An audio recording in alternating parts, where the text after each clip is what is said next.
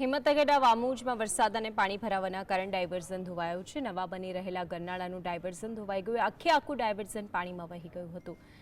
દેસારણ સહિતના 6 થી 7 ગામના લોકોને હિંમતનગર આવવા માટે મુશ્કેલી પડી રહી છે। આ ગામના બાળકો પણ અભ્યાસ કરવા માટે શાળાએ જઈ શકતા નથી।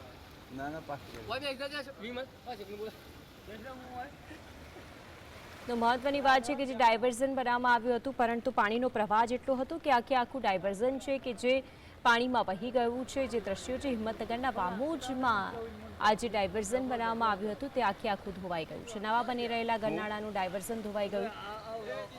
આખું ડાયવર્ઝન છે કે જે પાણીમાં વહી ગયેલું નજરે પડે છે। દેરાસણ સહિતના 6 થી 7 ગામના લોકોને હિંમતનગર આવવા માટેનો આ રસ્તો હતો અને તેના કારણે લોકોને મુશ્કેલી પડી રહી છે। આ ગામના બાળકો પણ આના જ કારણે અભ્યાસ માટે શાળાએ જઈ શકતા નથી।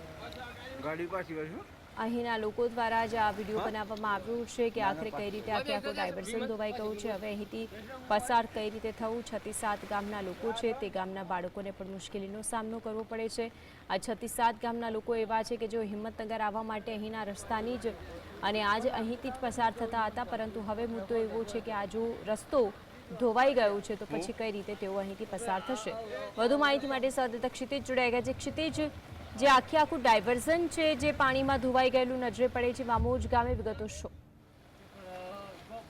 ડાયવર્ઝન ભારે વરસાદમાં ધોવાઈ ગયું છે। હિંમતનગર સહિત સાબરકાંઠા મધરાતથી ભારે વરસાદ શરૂ થયો છે। 2 થી 2.5 ઇંચ જેટલો વરસાદ થતા જે ગરનાળું બની રહ્યું છે તેનું ડાયવર્ઝન બનાવવામાં આવ્યું હતું।